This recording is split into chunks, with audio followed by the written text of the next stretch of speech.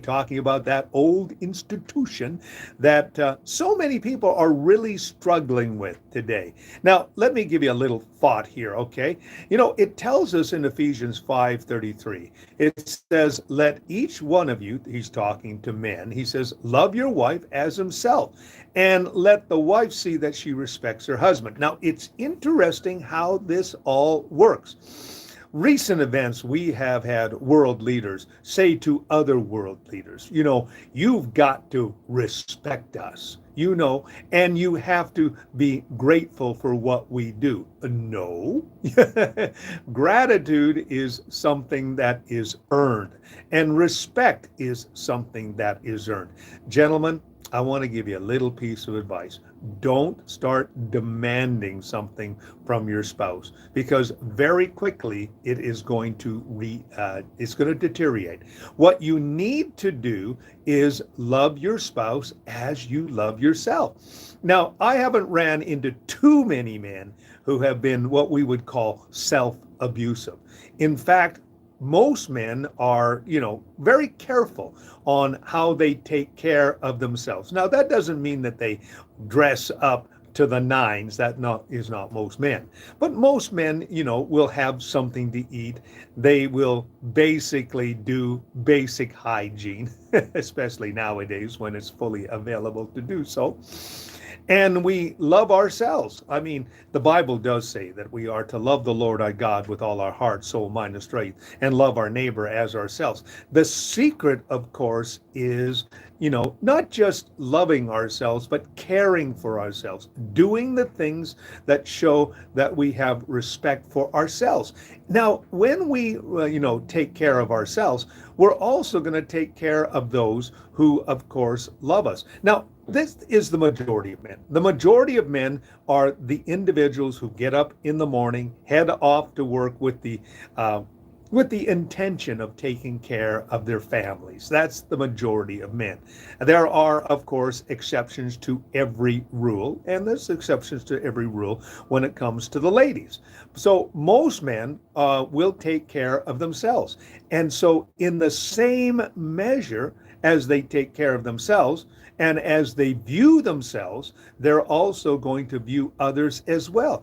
And that's why Paul made the simple declaration. Guys, take care of your spouse and love your spouse as you love yourself. Now, here is an interesting little sidebar, a little bit thing to think. When we love and respond to God's love, you know what happened? And we let his love flow into us, because love is a decision. I mean, when you choose to love yourself, you choose to take care of yourself, you choose to feed your body, you choose to exercise or do whatever it is that shows that you care about your body. Yesterday, for example, I went down to Good Life. And I'm out there and I'm working out and I'm watching all these different people. And I had a really interesting discussion with a fella. And I noticed that he was wearing knee pads. And I said, "Oh, really? Did you, what's the reason that you had knee pads?" Well, he says, "I made a mistake when I was younger." And he says, "I did lots of squats." And how he says, "Now that I'm older, I'm paying for it." I said, "Yeah, I know exactly what you're talking about." I said, "When I was younger, I did the same." I said, "I gave up doing squats and now I use the machines." And he says, "So do I." And it's just a knowledge of where you are in your part of life. And of course, all these people are taking care of their bodies, and it's showing respect for how they view themselves. Well, of course, when we love the Lord, we're going to do the type of things that he wants us to do. And one of them is to love our spouses as we love ourselves. Now, the neat thing about being loved by the Lord, it also enables us to be healed from all the scars, all the battles that we go through, because we do go through battles. We are constantly dealing with the things of this world. We're dealing with the things of the enemy. We're dealing with other people. And, we get scars. We get battled. We get knocked about.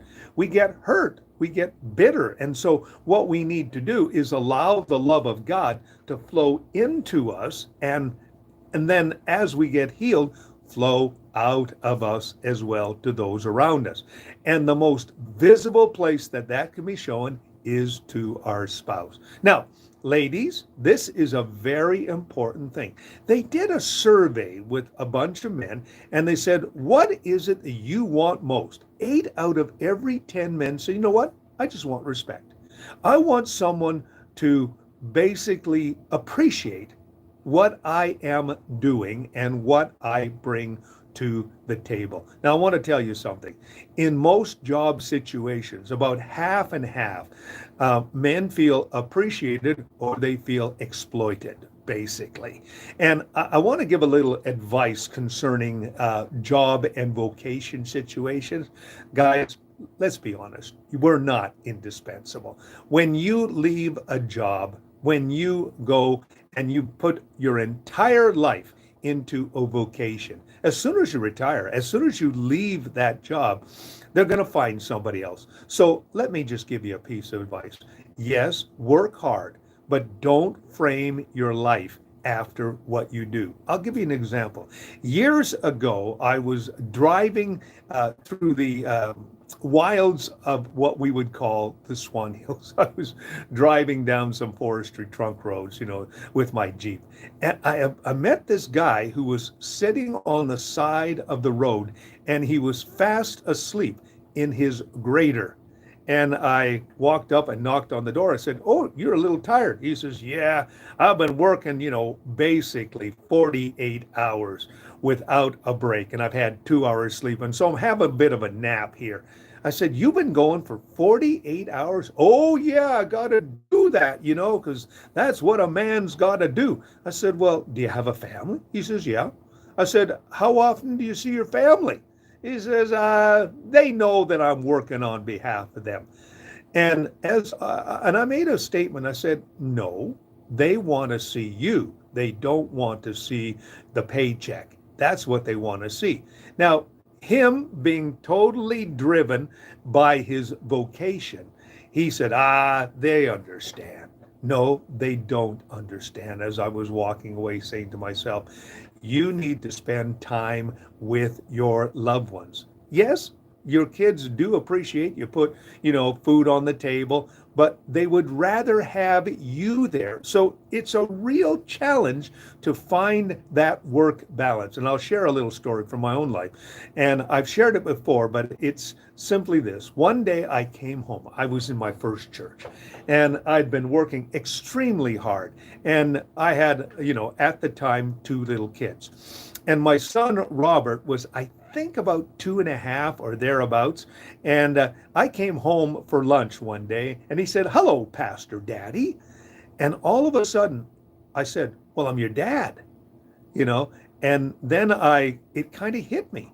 My son, who was 2.5, was identifying me with what I did and then who I was.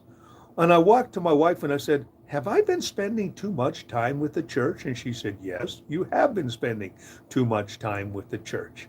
And your son just mouthed what I was feeling." All of a sudden, it hit me like a ton of bricks. I was framing my life on what I did and not who I was.